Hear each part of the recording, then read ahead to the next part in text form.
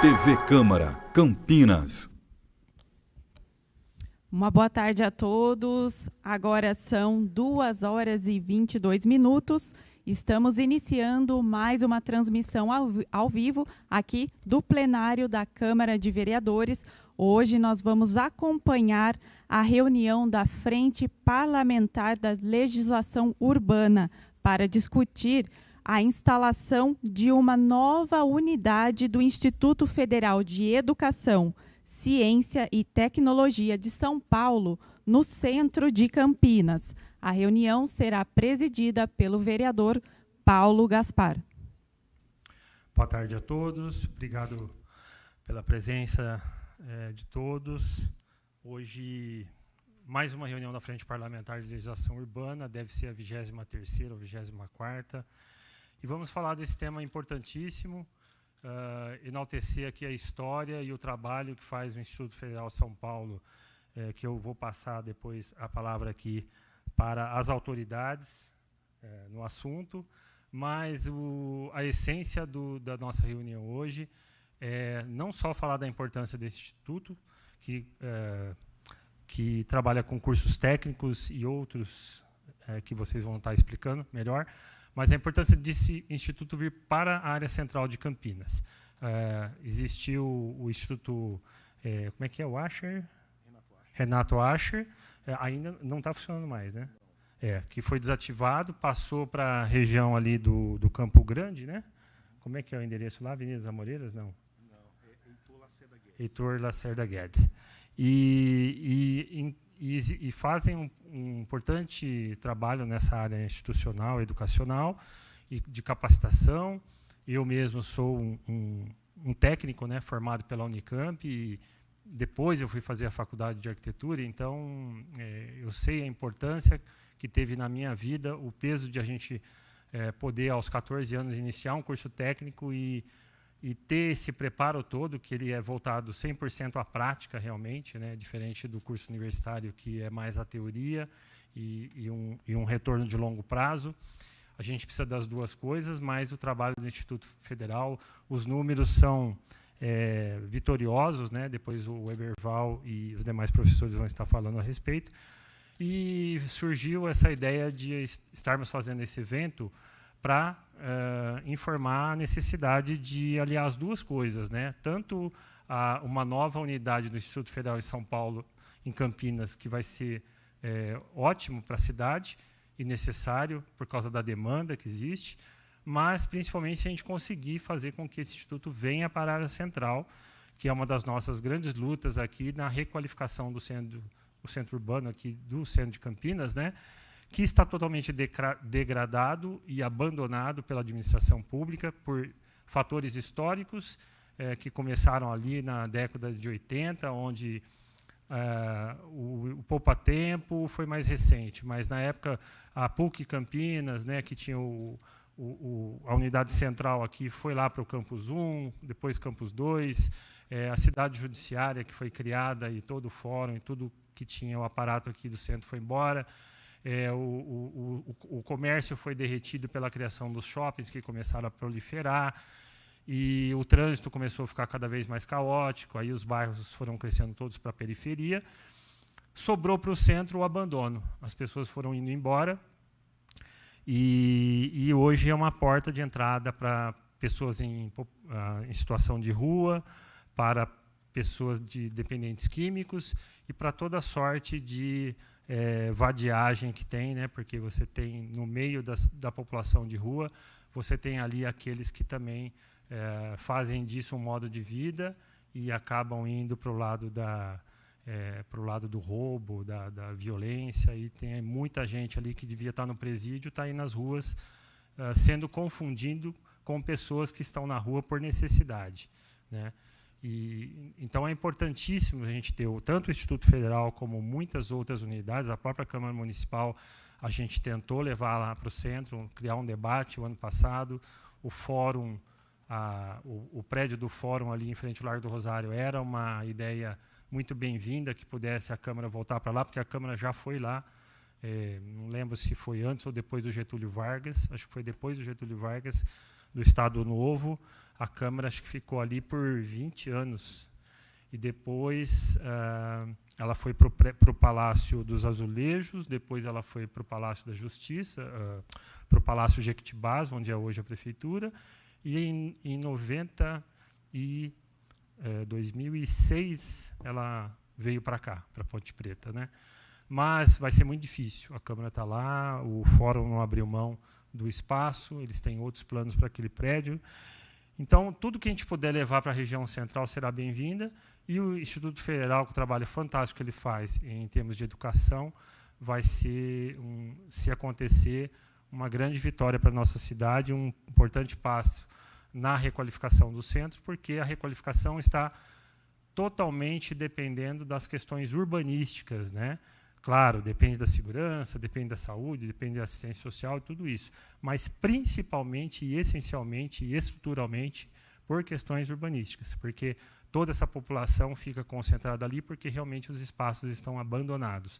Onde tiver espaço abandonado e deteriorado, todo mundo que se encontra nesse estado de abandono social também vai acabar se fixando em todas essas regiões. Nós temos aqui o Caju do meu lado, representando aqui um cidadão que mora ali na região do Campo Belo, e que ele lá também no Campo Belo também tem morador de rua, também tem os problemas lá, e em toda a cidade tem. Só que no centro a gente tem essa concentração, porque ali você tem o Bom Prato, você tem uma concentração desses moradores que o pessoal vai lá levar sopa, as ONGs que estão ali levando marmita o tempo todo. A assistência a essas pessoas de situação de rua é muito mais concentrada, então eles preferem se concentrar ali. Mas essa realidade está presente em todos os bairros da cidade, né, mesmo na periferia.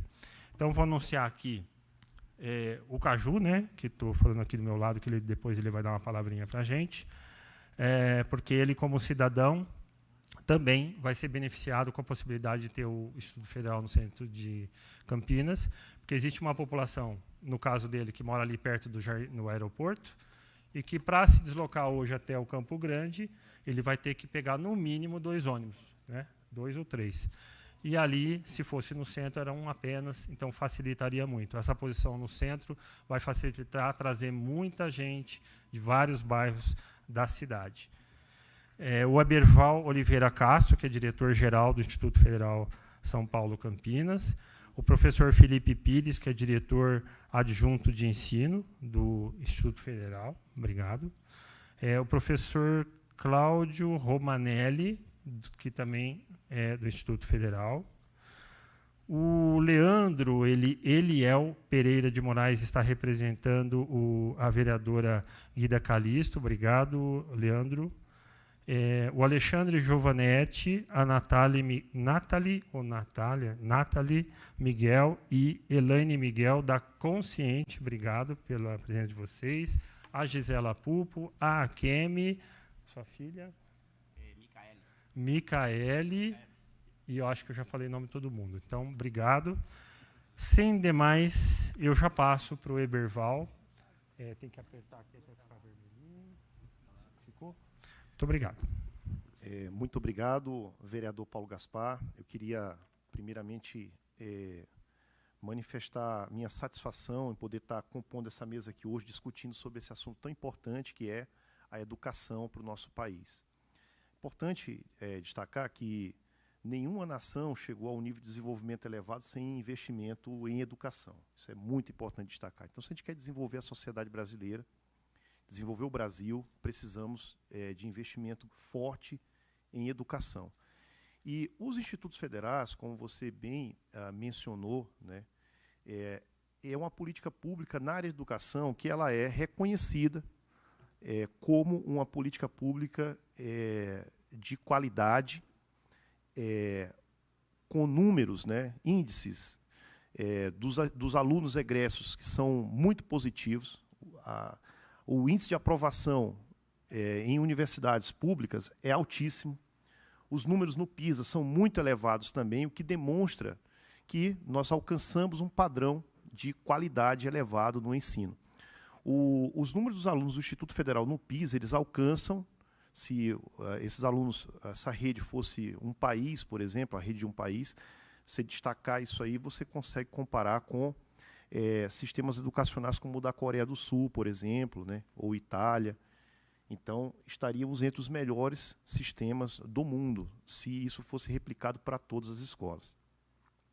E é importante destacar que esse modelo, tá, de educação, tá, que nós temos, que é um modelo focado na educação para o mundo do trabalho, né, já introduzindo para a juventude, para o adolescente, essa formação onde ele tem a formação geral, ele tem sociologia, filosofia, matemática, geografia, física, história, tem português, matemática, toda a formação, e tem também a formação para o mundo do trabalho, já muito jovem. E isso promove um desenvolvimento muito grande nas pessoas, né? A juventude, o aluno que se forma com a gente, ele tem um nível de maturidade muito grande, muito grande. E a gente fica muito feliz, a gente vê o sucesso, né, desses jovens que saem, né? O Instituto Federal, ele é uma instituição centenária, né? Nós fomos criados através de um ato do Nilo Peçanha, em 1909. O nome da instituição ele mudou ao longo do tempo, ele foi criado como a Escola de Aprendizes Artífices, e o objetivo era a formação, isso está escrito na lei, né? Está escrito no ato, né? Que era para a formação de filhos, né? De pessoas oriundas de famílias desfavorecidas. Era isso que era lá atrás. Tá? Ao longo do tempo, essa concepção mudou muito. Tá? E hoje a gente trabalha uma formação para todos. Tá? Não é formação, a ideia não é a formação de pobres, né? Não é isso, formação para todos. Mesmo porque a gente acredita que não deveria ou não deve haver diferença na formação. Tá? A gente forma seres humanos, não interessa se, não deveria importar isso, de que classe social você vem, você deveria ter uma formação adequada, de alta qualidade, independente disso. E é assim que os países desenvolvidos trabalham. Tá? Educação universal de qualidade para todo mundo. Tá? Essa é a parte básica. Então, de 1909 para cá, tá? Lá no começo foram criadas 19 unidades espalhadas pelo país nas capitais. Tá? São Paulo, uma delas, né, dessas unidades. E, de lá para cá, né, foram aumentando, né, essas unidades, né, foi havendo uma expansão. Né? E agora, nos últimos 20 anos, essa expansão ela se acelerou. Né? No começo da década passada, nós tínhamos aí cerca de 140 unidades do Instituto Federal. Aqui no estado de São Paulo, apenas 3 unidades, apenas 3 municípios eram contemplados. Né? A capital, que é a sede do Instituto Federal, Sertãozinho e também Cubatão. E de lá para cá, né, nesse período, né, houve uma expansão muito grande, um investimento de expansão, de ampliação, de criação de novas unidades. O certo é que hoje, no estado de São Paulo, nós temos hoje já 41 unidades, tá, do Instituto Federal no estado de São Paulo. As cidades maiores, tá, no país, elas costumam ter mais de uma unidade para o atendimento daquela população. Tá? Isso acontece em várias cidades. Eu morei 17 anos no Maranhão, em São Luís. Né? São Luís é uma capital que ela é menor do que Campinas, né? Em termos de tamanho. A capital, mas é menor. Campinas, em São Paulo, tudo é muito grande. Né? Você vai para a cidade do interior, 1.200.000 habitantes, é uma coisa grande. Em São Luís, nós temos, então, ali várias unidades do Instituto Federal.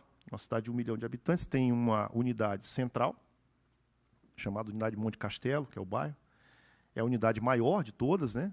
E ela faz um atendimento ali da cidade, tudo. E nas periferias também tem unidades do Instituto Federal. Tá? Tem uma no centro também, na parte histórica. São Luís é uma cidade que foi fundada por franceses, né? Então tem uma parte histórica bem interessante. E tem uma unidade que é específica dessa parte, trabalha eixos da parte de cultura, né? Então tem isso aí também. E em outras cidades isso acontece. E Campinas não deveria ser diferente. A gente tem que pensar a expansão do Instituto na cidade de Campinas. Tá? É importante que haja unidades para o atendimento. E uma unidade, como o senhor bem colocou, no centro, ela democratiza bastante o acesso. Tá? Porque de qualquer parte da cidade, praticamente, com um ônibus, você chega no centro de Campinas. Né? Por outro lado, também é importante ter unidades também nas periferias, tá? Para fazer atendimentos específicos e aproximar da população, tá? Daquela ação específica das unidades que venham nas periferias. Então, hoje, aqui em Campinas, nós temos uma unidade, já tivemos 2 em funcionamento, uma nos Amarais e no Campo Grande. Hoje só tem a unidade do Campo Grande. Tá? Então, por agora, eu vou encerrar minha fala para que os outros colegas possam também contribuir. Tá? E, mais uma vez, agradecer o espaço, tá, aqui. Desde as discussões que nós tivemos, vereador, lá na Comissão Especial de Estudos do Instituto Federal, que foi 2021, né? 2021, foi isso? 2021, né? Então, o senhor integrou, né, junto com a Guida, né, e outros colegas ali, e a gente teve uma aproximação, e é muito importante que eu vejo dentro da Câmara essa agenda caminhando, tá? A partir de discussões que têm sido feitas, né, pelo senhor, pela vereadora Guida, né, outros colegas que sempre estão tocando nessa agenda. É muito importante esse apoio que vocês têm dado ao Instituto Federal, tá, aqui na cidade. É fundamental esse apoio para que a gente possa avançar nessa política pública tão importante para a população. Obrigado. Agradeço. É o Felipe agora? Isso. Felipe, pode... se aperta... Aqui. Boa tarde a todos. Primeiramente, eu gostaria de agradecer ao Paulo por essa oportunidade da gente estar aqui hoje discutindo esse tema tão importante aqui para a cidade de Campinas. Na minha fala, eu vou passar algumas informações para vocês. Acredito que nem todos conheçam em relação ao campus do IFE, né, aqui em Campinas. Atualmente, falar um pouco dos cursos também e dessa proposta que a gente tem ali para uma unidade no centro de Campinas. Atualmente, nós temos ali no Instituto Federal, aqui em Campinas, cursos técnicos, também temos cursos de nível superior e pós-graduação. Tá? Então, os nossos eixos tecnológicos aqui em Campinas hoje são basicamente na área de informática, eletrônica e na área de educação. Então, na área dos cursos técnicos, nós temos técnico em informática, integrado, é aquele onde o jovem ele faz conosco tanto o ensino médio, né, junto com a parte técnica, com a parte profissional, e também os cursos concomitantes, onde o estudante ele tem a oportunidade de fazer o ensino médio em uma outra escola, ou ele já terminou o ensino médio e ele faz só a parte técnica conosco. Né. Temos também na parte de educação, nós temos, esse ano aqui de 2023, a gente iniciou um curso de licenciatura em Química, no campus, né. Além disso, na parte dos cursos superiores, nas áreas de informática e eletrônica, atualmente nós estamos trabalhando com uma engenharia elétrica ali na região. Então, no ano passado, em 2022, nós iniciamos um curso de engenharia elétrica ali, e também um curso na área de informática de análise e desenvolvimento de sistemas. Esses são os cursos que a gente tem, então, na parte dos cursos superiores. E pós-graduação, nós temos uma pós-graduação em ciência de dados.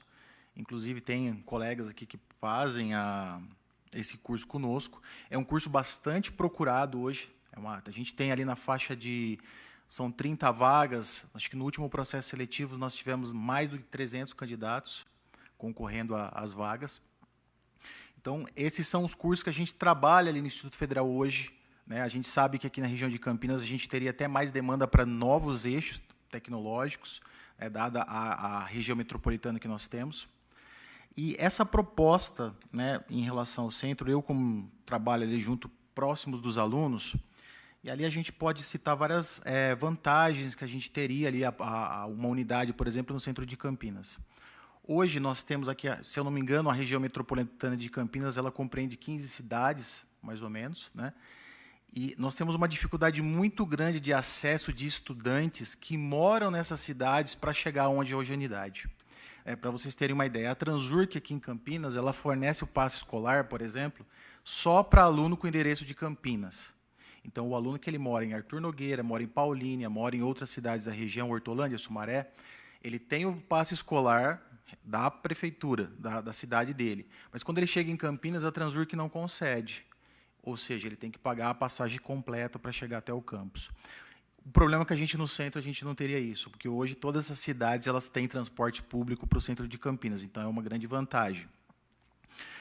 Hoje também, mesmo os moradores que moram em muitos bairros de Campinas, até mesmo no próprio Campo Grande, né, você tem um morador que mora naquela região, mas ele precisa pegar um transporte até a John Boy e depois pegar um outro transporte para o Instituto Federal ali ou na região que nós estamos hoje.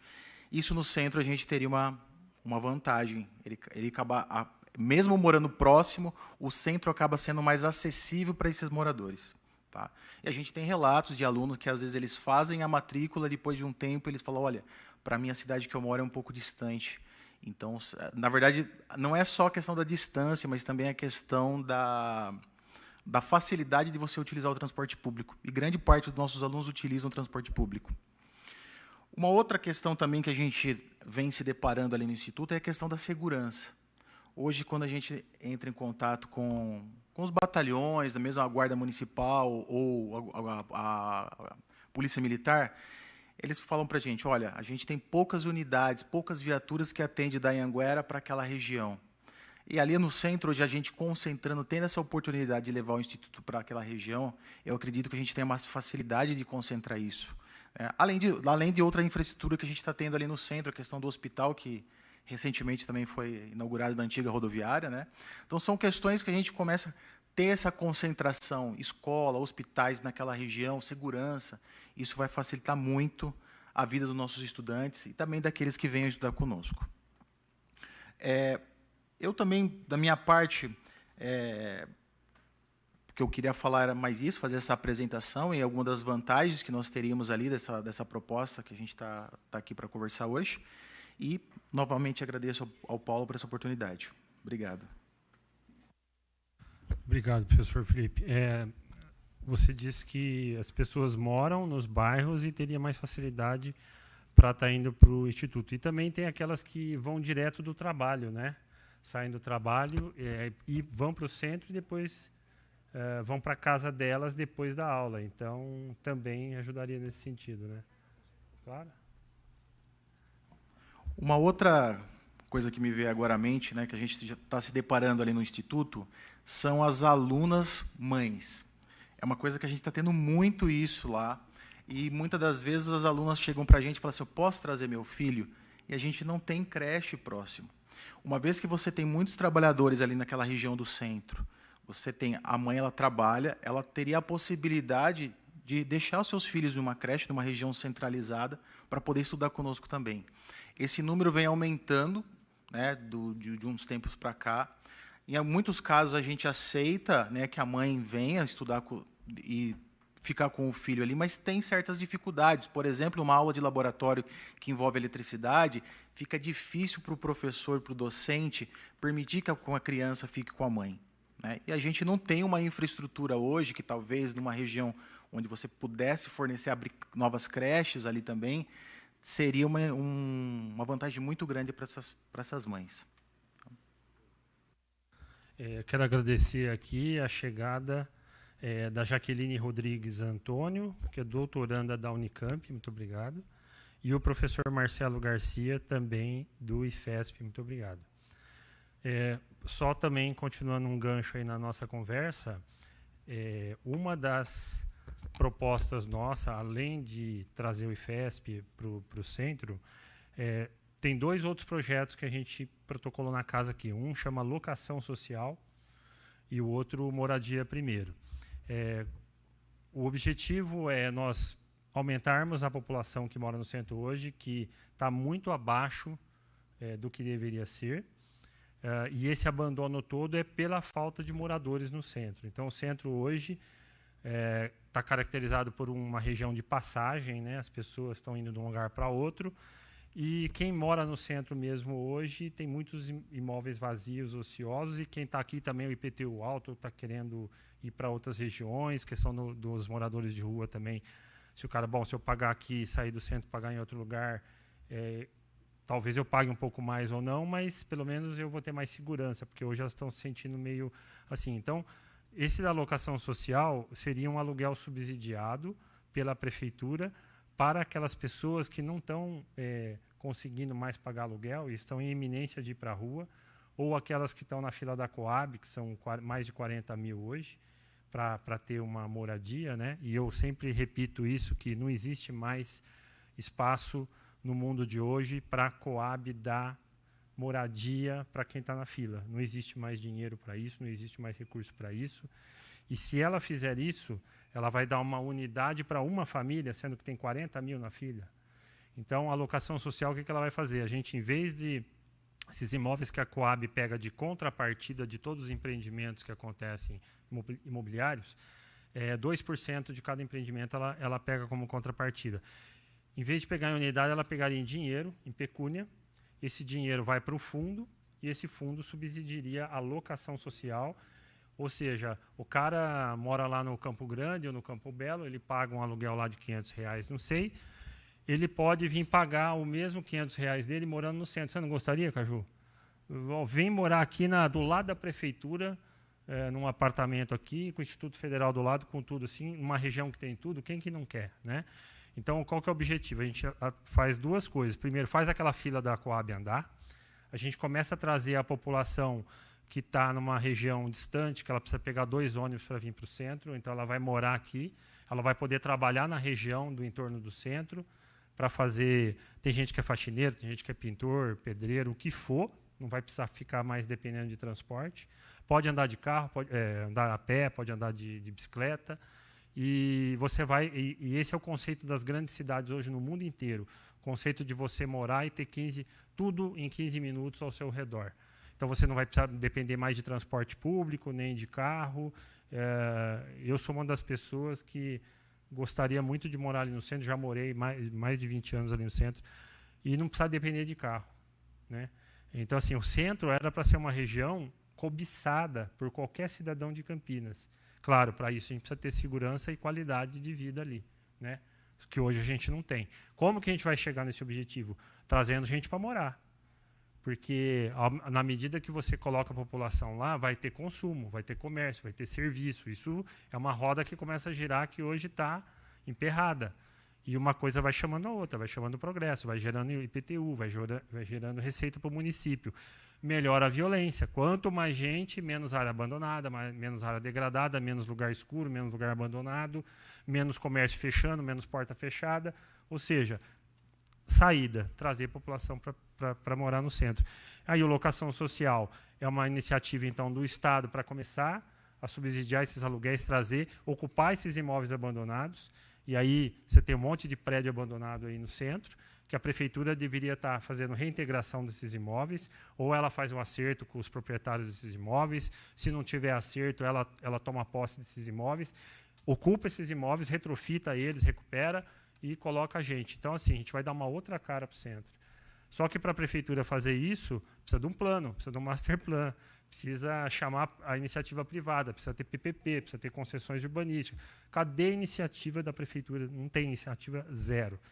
Protocolaram aí, hoje acho que saiu no jornal, foi regulamentado um projeto que aprovamos aqui na casa para inglês ver, no ano passado, que é para requalificar o centro, mas que não tem função nenhuma, ali é só 500 páginas que não vai servir para nada, eu já adianto isso, porque é só burocracia e não tem nada de efetivo, e é só para dizer que está fazendo alguma coisa. Então, as medidas estruturais que precisam ser feitas e que não são feitas por N motivos políticos, está contemplado nesse projeto da alocação social, que vai fomentar esse debate para reestruturar o centro. E o Moradia Primeiro também é um trabalho tanto de subsidiar a moradia para quem está em situação de rua, como para a recuperação dessas pessoas a nível de saúde, assistência, etc., e reinseri-las na sociedade, para dar autonomia para esses cidadãos. Porque hoje custa muito mais caro para nós, pagadores de impostos, para o Estado, bancar a coisa do jeito que está. Porque é um problema que só aumenta, essas pessoas, dependentes químicos e outras coisas, eles têm um custo muito grande, porque a hora está preso, a hora está no hospital, a hora está no SAMU, a hora está no Padre Haroldo, não sei o quê, volta para a rua. E volta no consumo da droga e da bebida, e é um círculo vicioso que não tem fim. Então, quando você tira essa pessoa da rua através de moradia e começa a fazer esse trabalho de assistência e de saúde com um cara com endereço fixo, como acontece no mundo inteiro, e aqui no Brasil ainda não, e que é um projeto super exitoso, e nós estamos dormindo no ponto. Enfim, eu dei uma pincelada aqui, são 2 projetos básicos para a gente mudar essa situação e tornar, trazendo o Instituto Federal e muitos outros, vai começar a atrair de novo, né? A própria universidade pode começar a voltar a colocar unidades aqui, a gente pode criar um centro de startups, tudo começa a girar. Só que o primeiro passo tem que ser do poder público. O poder público tem que ter esse master plan para chamar todo mundo e falar, olha, nós temos um projeto aqui para os próximos 50 anos para o centro. Vamos chamar o IFESP, vamos chamar a iniciativa privada, vamos chamar as consultoras, as empreiteiras, as universidades. Ó, daqui 50 anos, esse centro aqui tem que ser lugar de turista estar tirando foto aqui o dia inteiro. Né? Mas cadê a iniciativa? Aí fica com uns projetinhos aqui, umas pinceladinhas aqui, pendura uns guarda-chuva na 3 de maio, enterra uns fiozinhos aqui numa avenida e diz que isso é requalificação do centro. Então, é um drama. Né? Vocês tiraram para o ímpar, quem vai falar primeiro? Caju. Boa tarde a todos. Obrigado aí pelo vereador Paulo Gaspar, pelo convite, né? O Berval, o Cláudio e o Felipe, né? E o professor chegou agora também lá, né? Marcelo, né? A todos vocês, eu quero só dizer uma coisa só. Obrigado, Berval. Obrigado, Cláudio. E agora, obrigado pelo vereador Gaspar aqui, deixando eu ficar aqui nessa tribuna e falar um pouquinho da onde a gente mora e da onde a gente veio. E hoje, aqui nessa mesa aqui, eu estou até assim pensando, né? Como que ele fala bonito, como que ele falou tudo. Hoje a gente não vem em Campinas. Eu sou morador do vizinho de Indaiatuba. A minha irmã reside lá, né, no Taici. Eu vou em Indaiatuba sempre, sabe? Com a ótima segurança. Você chega na cidade, se eu ligar na central lá, eu já sei que eu cheguei na cidade. E quando eu estiver saindo, se eu ligar na central, ele sabe que eu saí, porque tem câmera, tem, sabe, tudo no monitoramento. Tem presença de olho lá nos mercados, muitos deles, que já sabe que o cliente está chegando. Muitas vezes é assim, sabe? Então, hoje é uma coisa fantástica. Campinas, a gente ainda não viu isso. Campinas, a gente viu pagar estacionamento no shopping, coisa que eu acho incrível também, pagar estacionamento no hospital, sabe? É uma coisa que não entra aqui, sabe, de onde a gente está morando, né? Aí o nosso excelentíssimo vereador falou assim que Campinas vai trazer o pessoal de lá para morar cá, né? Eu pensando comigo aqui, né? Acho que aqui o custo de vida é bem maior, né? Bem mais caro, né? Talvez, né? Mas não, mas o projeto deles é um projeto de ampliar todo mundo e fazer todo mundo quase que um nível só, né? Eu agradeço os professores que estão aqui, né, nessa reunião, agradeço os meus colegas que foram em casa esses dias lá e fizeram esse convite para a gente estar aqui. Então, a gente pensa assim, eu moro ali no Dom Gilberto, sabe? Fernanda 1, Dom Gilberto, né? Região de Campo Belo, né? Dom São Domingo, a Mercedes-Benz, o aeroporto está do meu lado, né? Então, ali, antes, quando a gente chegou ali, era só gado, né? Não tinha nada, era só gado. O pessoal fez a invasão, fez os marcamentos dos terrenos, hoje estão morando, residindo lá. Agora, eu só queria que vocês, cada um de vocês, fosse lá no bairro para conhecer como que é. Aí, nas próximas reuniões, a gente vai saber falar o melhor e vocês vão ajudar, né?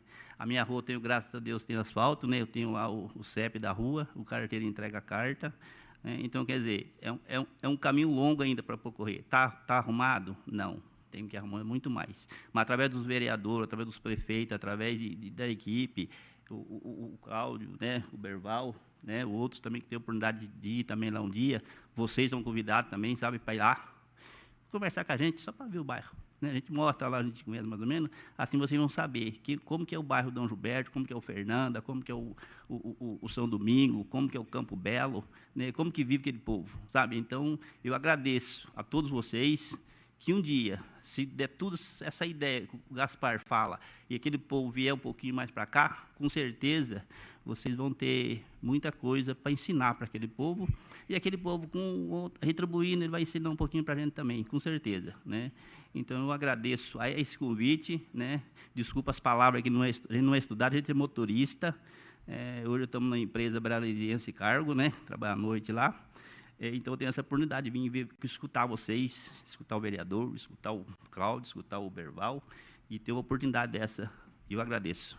E o meu muito obrigado por vocês estar ouvindo a gente. Obrigado, Caju, parabéns aí pela sua luta e de todo mundo que está aí na região, né, periférica. A gente sabe que não é fácil. Tem na sua região lá, acho que ficou 40 anos sem asfalto. Agora tem algumas ruas lá asfaltadas, né, mas não são todas, né? Não. E a dificuldade que é, né?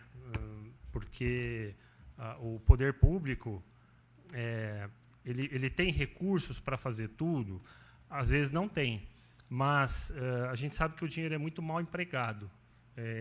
Gasta-se muitas vezes em coisas que não são necessárias e deixa de se aplicar em infraestrutura, por exemplo, que é o básico no seu bairro, por exemplo, e muitos que tem aí espalhados por Campinas, né? Mas como é que a gente faz esse dinheiro surgir? Porque hoje eles falam que não tem, né? Por que fica 40 anos um bairro sem ter asfalto? Então, a gente tem que ver que tem muito dinheiro público concentrado nas estatais, por exemplo, como uma Sanasa, como uma IMA, por exemplo, como uma INDEC, onde você poderia fazer concessões para a iniciativa privada e você capitalizar essas empresas públicas, onde você vai melhorar a eficiência das empresas e você vai trazer esses recursos que estão hoje engessados para distribuir, por exemplo, para a infraestrutura de toda a cidade. E também, quando o governo deixa de ser tão conservador na sua política e chama a iniciativa privada para colaborar, por exemplo, o asfaltamento ou a própria levar água, que nem hoje a Sanasa, ela diz que tem, sei lá, 95% de esgoto tratado, quase 100% de água, mas isso é nas regiões legais, né? Aí você tem um monte de ocupação, um monte de áreas aí que nem está no mapa, vamos falar assim, né? E nem em cartório. E aí a gente sabe que esses números de 95 cai para 80, sabe lá quanto, né? Então, quando você abre o capital dessa empresa do Massanasa e você faz uma concessão para iniciativa privada, por exemplo, você injeta, atrai recursos e dinheiro de muitos locais, e esse dinheiro você vai vender metade de ações da Sanada, por exemplo, é muito dinheiro que você pode investir e asfaltar a cidade inteira, com certeza. Então, assim, falta iniciativas criadoras, porque se a gente continuar com políticas conservadoras, a gente nunca vai ter recurso. E aí a gente vai depender de financiamento em banco, a gente vai depender de Caixa Econômica Federal, a gente vai depender do Banco Interamericano de Desenvolvimento. E que nem o piscinão aqui, as enchentes que teve aqui, faz 20 anos que era para ter feito alguma coisa, não fizeram nada. Agora que eles estão indo atrás de recursos, de financiamento, assim, tudo demora, né? Tudo demora. Falta uma mudança de percurso nas políticas públicas, porque na medida que você abre e chama a iniciativa privada para participar, aí você descentraliza esse modelo e em curto prazo você consegue resolver um grande problema da infraestrutura na cidade. A gente sabe a dificuldade política, né, de ter essas mudanças, porque ora por diferenças ideológicas de alguns partidos, ora por diferenças de poder mesmo, porque os grupos políticos são diversos e não é interessante que as coisas se resolvam, não é interessante que as coisas melhorem, porque tem muita gente ganhando dinheiro do jeito que está e não quer que a coisa mude, né? Vamos lá, doutor Cláudio Romanelli. Boa tarde a todos. Tem que ligar?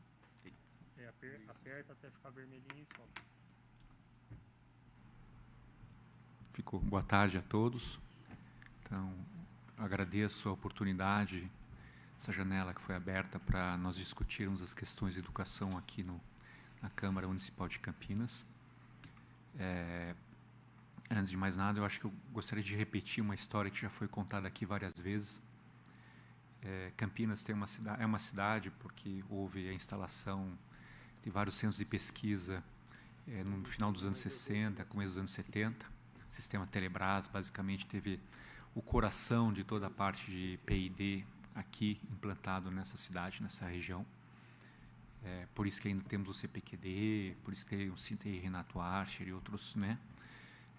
Um braço que tratava na época, né? E gostaríamos que tivesse continuado dessa forma, tratava de colocar o Brasil como um protagonista na área de ciência e tecnologia, né? Depois por questões geopolíticas globais, parece que alguns bondes se perderam e nós estamos tentando recuperar outros. E o fato é que, a exemplo do que é feito nos outros países, nós fizemos uma pequena experiência de ter ensino técnico médio, junto com o centro de pesquisas. Isso aí não é uma invenção, isso não é uma jabuticaba, isso é uma coisa que foi inventada no começo do século XX na Europa. Todos os países que gostariam de ter, ou que investiram numa industrialização com alto valor agregado, pegaram esse caminho. Então, por exemplo, aí vou citar 2 exemplos: o Instituto Fraunhofer, na Alemanha. Todo mundo sabe que eles são cases de sucesso. A gente sabe que a Alemanha, em termos de vivência, de estrutura industrial, eles têm lições a dar para nós, né? Na França também existe o Instituto Carnot, que são como nós procuramos fazer aqui, ou seja, existe um centro onde doutores, pesquisadores desenvolviam, faziam a conexão entre ciência e tecnologia e, ao mesmo tempo, um ecossistema de praticamente crianças, jovens de 14, 15 anos, né, que assistiam isso. Claro que eles não colaboravam com a mesma profundidade do desenvolvimento, mas eles assistiam e começavam a fazer parte disso. No começo como bolsistas, e com o tempo a ideia é que alguém nessa idade que começa a ter contato com aquilo que é desenvolvido em alta tecnologia, ele tem essa marca para a vida toda. Na realidade, a grande chave, quando se fala em educação, é que essa fase da vida, ou seja, o final da adolescência e quando a pessoa começa a entrar na vida adulta, é o momento chave para o desenvolvimento educacional, né, para o desenvolvimento pessoal, e que em grande escala tende a mudar a maneira como essa geração vai se comportar e como ela vai se, e como o país como um todo acaba se comportando. Não é à toa, por exemplo, vou citar aí alguns exemplos mundiais, de novo, não é a gente que inventou isso. Nos Estados Unidos, por exemplo, a High School, né, americana, que foi uma instituição criada no momento em que eles receberam 50 milhões de imigrantes, enquanto o Brasil recebeu 5. Eles precisavam tornar esses 50 milhões de estrangeiros em cidadãos do país deles, né? Então, eles focaram no desenvolvimento da cidadania através do ensino médio na época. E hoje, até hoje, a missão da High School americana é desenvolver cidadãos, né? E sempre com uma escola pública, né, gratuita, acessível a todo mundo, né? Todo mundo tem acesso a ela, e amparada pelo Estado. É assim que eles fizeram o país deles, e não sou, a gente aí não estou colocando essa questão, uma questão ideológica. Os Estados Unidos têm a sua ideologia, mas vamos pensar todos os países europeus, na verdade todos os países da OCDE, tá, nenhum deles tem um ensino médio baseado numa estrutura privada, tá? E aí eu tenho por experiência própria, estudei no Japão, na França, na Inglaterra, nos Estados Unidos, na Alemanha, tá? E vivência própria. Nenhum desses países, se você quiser ter uma vivência, uma educação de qualidade, você não vai para a escola privada. A escola privada, normalmente, ela é destinada às pessoas que não conseguiram ter nível ou acabaram não se adequando às escolas públicas.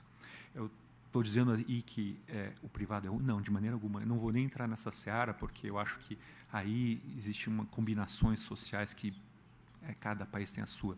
Mas o fato é que, quando se trata de questões estratégicas, e estratégia educacional é algo que tem realmente o condão de mudar a cara de uma sociedade, acho que tem que ter um pacto social amparado pelo Estado. Tá? Isso não sou eu que estou falando. Tá? Isso são os Founding Fathers dos Estados Unidos, são os revolucionários da Revolução Francesa que criaram isso, é o Bismarck, né, que era tudo menos um comunista, né, pelo contrário, né, que criou, que patrocinou as guerras de unificação da Alemanha. Então, apesar de ser, né, nesses todos os lugares foi minha área de engenharia eletrônica, né, mas pela vivência pessoal a gente percebe que realmente se não existe um pacto nesse sentido da educação que atinge todas as classes sociais e que dá oportunidade a todos, a gente não consegue trabalhar aquela noção de meritocracia, porque ela deixa de existir. Tá? Não existe mérito que passa por cima de uma barreira intransponível, no qual o Estado não dá, pelo menos não estende a mão, não estende para puxar essas pessoas para cima. Dito isso, então essa experiência no qual estávamos falando é uma experiência no qual o Instituto Federal tinha um campus dentro do centro de pesquisa, que é o CT Renato Archer, né? Centro de Tecnologia da Informação Renato Archer. Infelizmente, aí por questões, como o vereador comentou, questões políticas e arranjos os quais estão muito acima dessa discussão, e que infelizmente é uma experiência que foi muito exitosa enquanto ela existiu. Ela deixou de existir, e eu acho que seria um momento também da prefeitura, e nós estamos tendo apoio, dos atores, tá, de Campinas. E aí não é uma questão de política partidária, eu acho que todo mundo tem que se apoiar nesse sentido, porque, como eu estava falando, essa fase do ensino médio é um momento extremamente estratégico, em que você consegue pegar alguém, né? Quem passou pelo ensino técnico sabe, eu passei por isso também. Você entra um menino, você sai um homem, porque você é exposto a experiências em que você começa a entender como é que a vida profissional funciona, e você vendo isso num centro de pesquisa onde você tem acesso, né, a todo tipo, você vê, né, os pesquisadores transformando ciência em tecnologia, e essa tecnologia a gente hoje em dia vê nas nossas mãos, a gente enxerga, a gente entende o que isso significa. A gente entende nos últimos 20 anos o que significou esse pulo tecnológico, e a gente também entende que o Brasil ele não participa em nada disso aqui. Quanto disso aqui foi feito no Brasil? Nada. De ponta a ponta. Então, durante um certo tempo se falou que nosso negócio não era fazer o hardware, né? Não era fazer o software e tal, mas nada do software disso é feito aqui. Então, esses são daqueles bondes que nós perdemos, infelizmente. Né? E, em muitos casos, nem o sujeito que foi no poste lá, o que colocou a antena, nem era brasileiro. Porque eram contratos globais. O sujeito vinha de fora lá, instalava do mesmo jeito que ele instalou aqui, instalou em Singapura, instalou em Bornéu. A mesma equipe que passou no mundo todo e fez. E a gente, infelizmente, não detém isso. Né?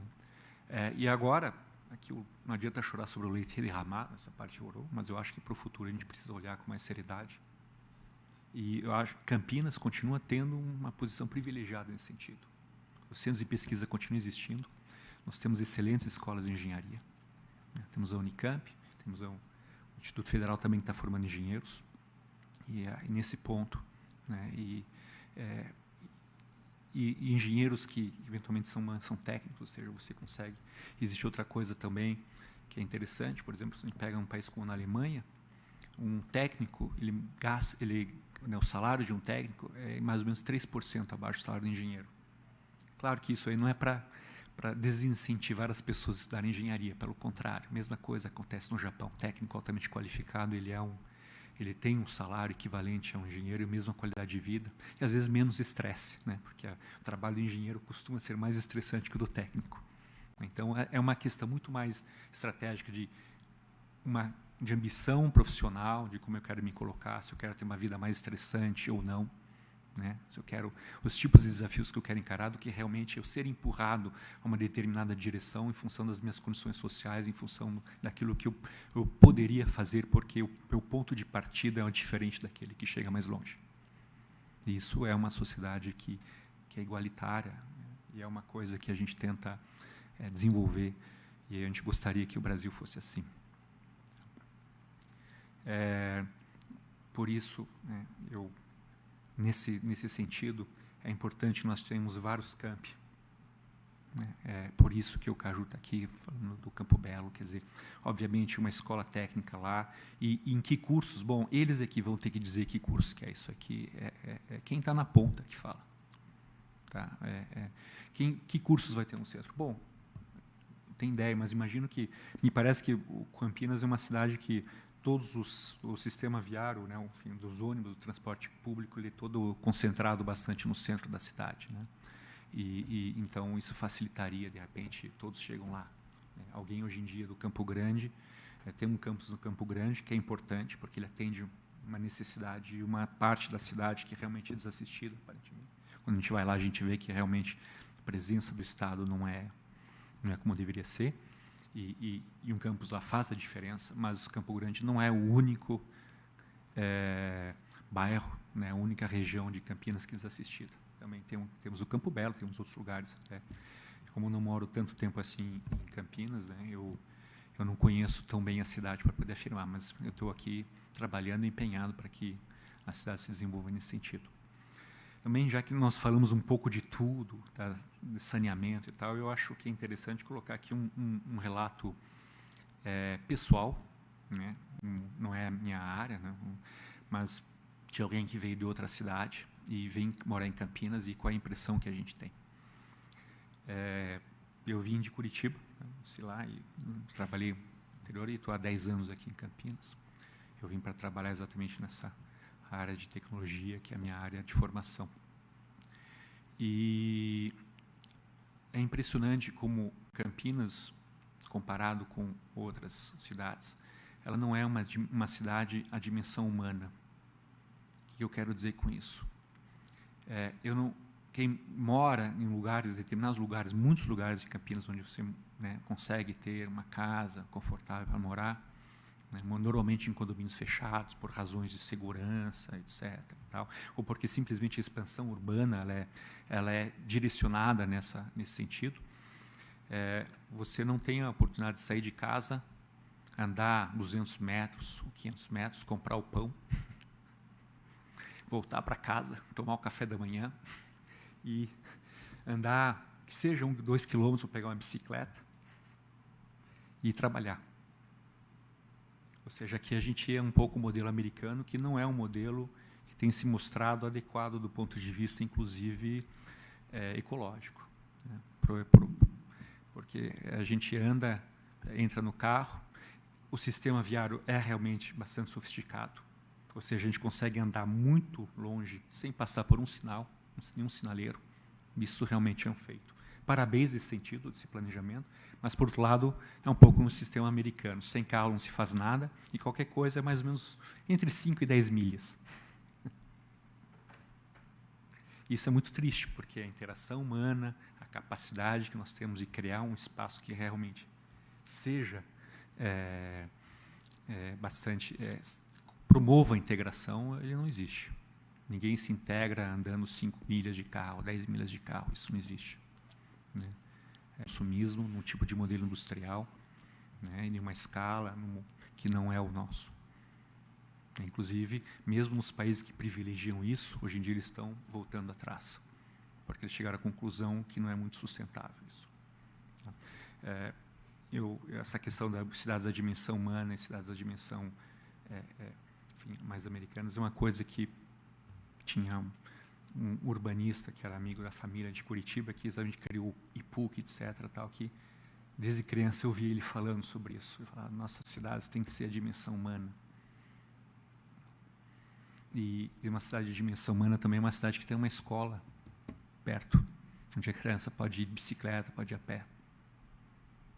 E com isso ela começa a integrar e se instalar, né, ocupar o lugar de maneira diferente. E isso, se acontecer no centro, vamos ter um centro de dimensão humana, ou seja, alguém vai poder sair de casa, ir na padaria, tomar um café, sai da padaria, vai para a escola, ou vai para o trabalho, ou volta a pé do trabalho e vai para a escola. E à noite ele anda mais uns 10, sem contar a parte fitness também, né?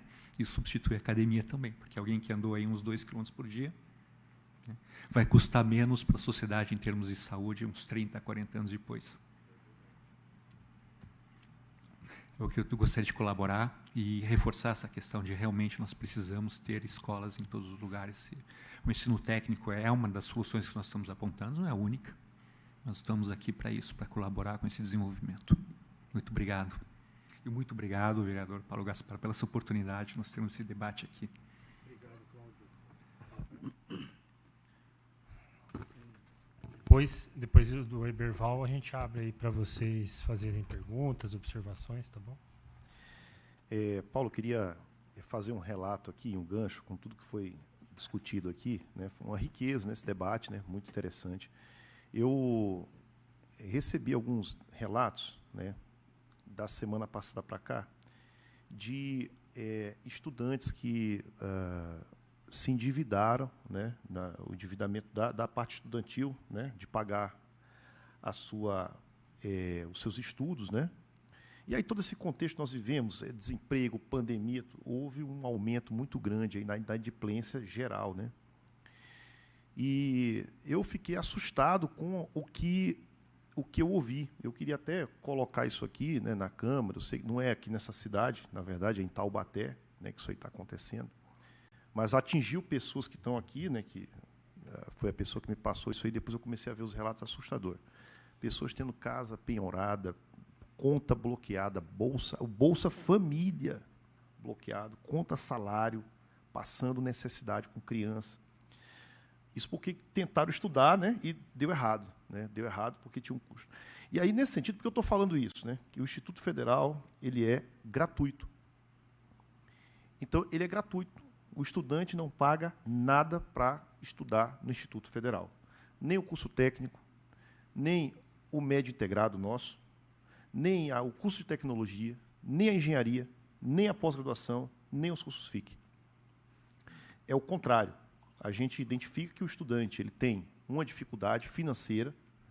Nós temos uma política de assistência estudantil, que identifica essa situação de vulnerabilidade. Se esse estudante ele tem dificuldade de deslocamento, a gente ajuda. Dificuldade de moradia, a gente ajuda, para promover políticas de permanência e êxito, que é exatamente para compensar essa diferença social enorme que existe na nossa sociedade. Isso aí é uma coisa que eu queria destacar, tá? Aqui acabamos não falando sobre isso, tá? E aí eu junto essa questão dessa crise humanitária que a gente está vivendo com essa população em Taubaté e falando que se fosse o Instituto Federal lá não estaria acontecendo isso, né? Não estaria acontecendo isso. E aí nossa solidariedade a esses estudantes que estão passando por isso, né? Muitos nem conseguiram terminar, né, os seus cursos, né? E aí uma outra coisa que eu queria falar também é o seguinte: antes dessa reunião, eu falei ao telefone com o nosso reitor do Instituto Federal de São Paulo, tá?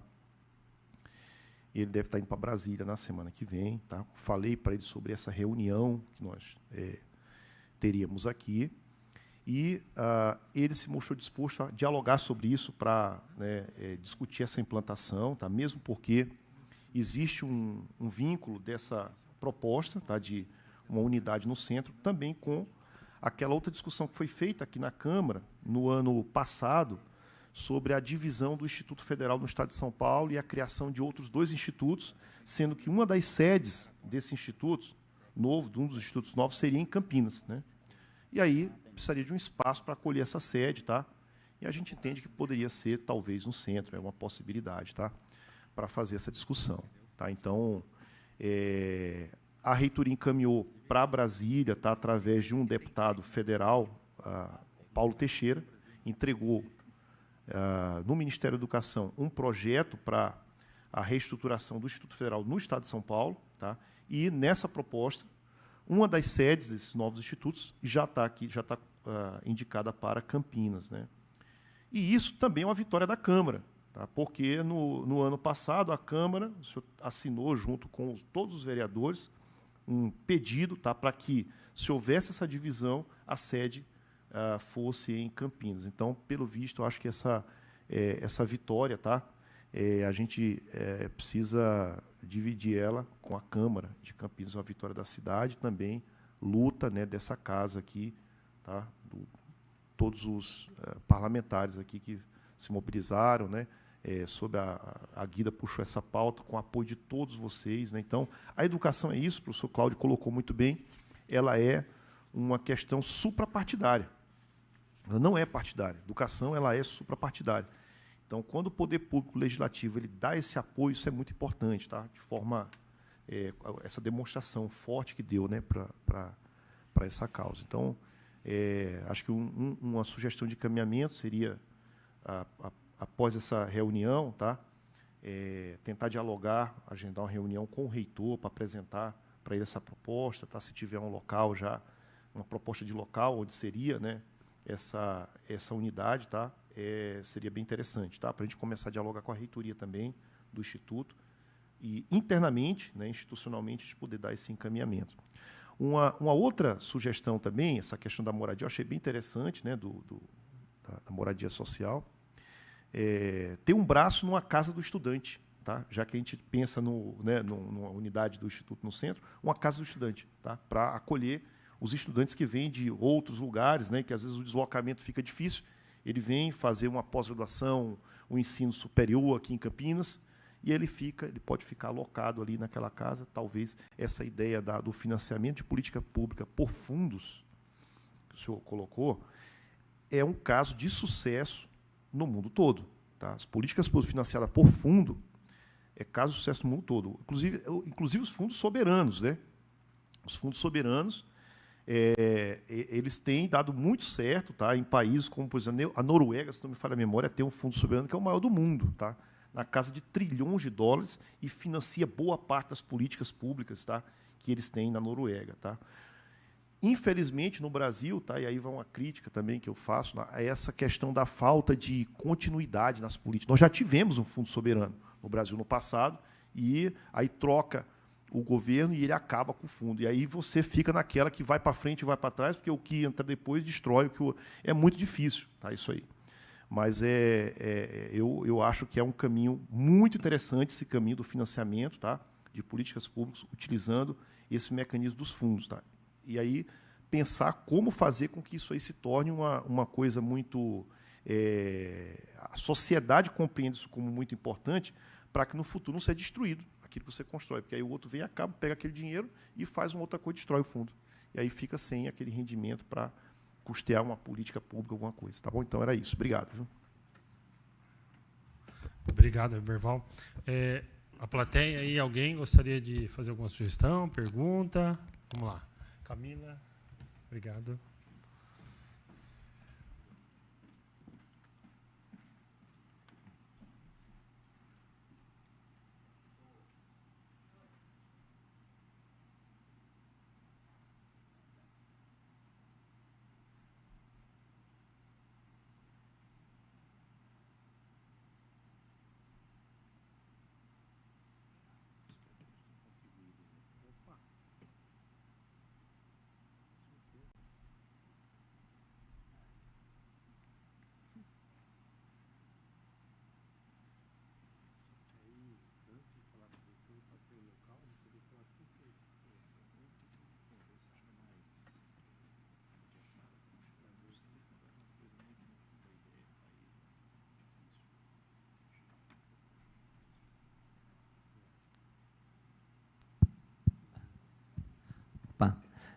Boa tarde a todas e todos. Eu sou o professor Marcelo Garcia Bonfim, sou professor do Instituto Federal. Bom, primeiramente agradecer também, né, ao vereador Paulo Gaspar, né, por essa iniciativa de promover esse debate e inserir dentro da pauta da revitalização do centro da cidade de Campinas uma iniciativa de expandir o Instituto Federal dentro da nossa cidade. O Instituto Federal, atualmente, ele atua na região do distrito do Campo Grande, como já foi falado pelos membros da mesa, da importância e da relevância desse projeto do Instituto Federal. Porém, há uma necessidade da expansão do Instituto dentro da nossa cidade, até por conta da própria dimensão da cidade de Campinas e também pelas características próprias do Instituto Federal, de um diálogo com o arranjo produtivo local. E, dessa forma, o Instituto Federal acaba inserindo dentro de uma perspectiva de um desenvolvimento econômico para a cidade de Campinas. Então, é importante pensar a relevância do Instituto Federal como um motor para uma nova era de desenvolvimento dentro da cidade de Campinas. Atualmente, a gente passa por uma revolução industrial a nível mundial, a inteligência artificial, as novas tecnologias, sistemas embarcados, a indústria 4.0, e é uma grande oportunidade de ter, dentro da cidade de Campinas, que tem uma vocação pela área de pesquisa e desenvolvimento, com os seus centros de pesquisa, dialogar com a expansão do Instituto Federal. Então, eu vejo como uma forma muito positiva, dentro desse projeto de expansão, considerar uma unidade do campus Campinas também no centro, assim como há os pleitos, né, de outras comunidades, como na região dos Amarais, na região do Campo Belo, em várias outras áreas da cidade.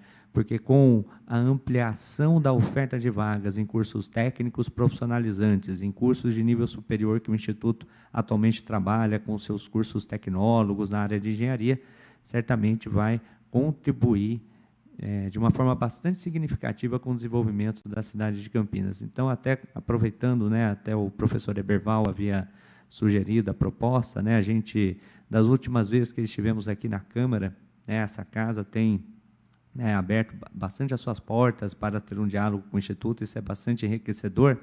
Éramos, até então, em torno de 37 campos, hoje já somos em 41 campos. Então, tem uma janela, né, uma nova janela de oportunidade de expansão da rede federal, com a abertura de novos campos, e certamente Campinas atende a todos os requisitos necessários para essa expansão. Acredito que um diálogo, né, com a alta administração do Instituto Federal, com o Ministério da Educação, para sensibilizar, né, os gestores públicos dessa demanda, esperamos que certamente ela possa ser atendida e a nossa cidade, né, conseguir atingir aí um novo patamar de desenvolvimento. Obrigado.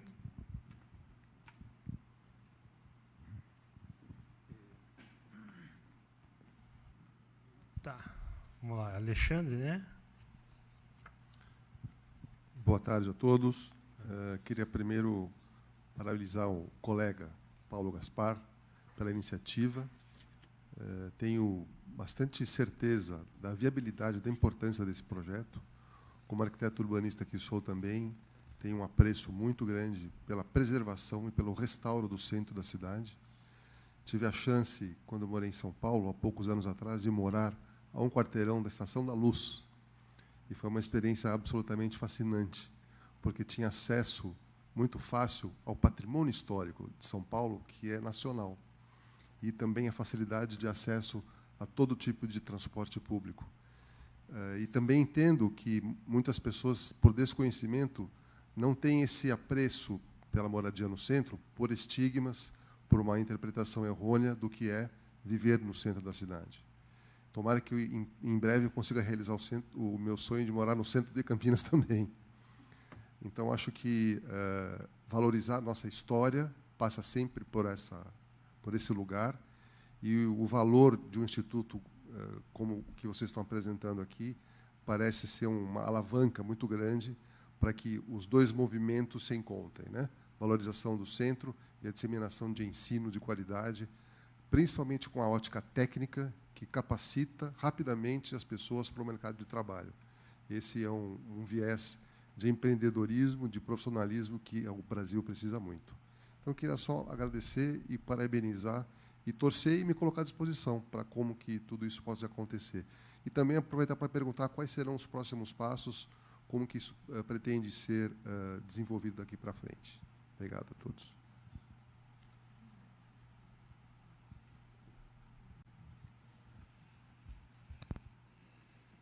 Ninguém mais? Ok. O Alexandre... Kemi. Sou arquiteta urbanista também. E só complementando aqui a dúvida levantada pelo colega, eu gostaria de saber, olha, vocês me convenceram que a melhor localização para implantar essa nova estrutura do Instituto é realmente a área central. Então, mas complementando aqui a dúvida que o colega levantou, eu gostaria de saber se o propósito do Instituto, com essa ampliação de novas unidades, no centro, no caso, seria ampliar também o leque de opções de cursos, e quantos alunos mais vocês conseguiriam vocês têm em projeto aumentar, né, o número de quantas vagas mais e para que cursos?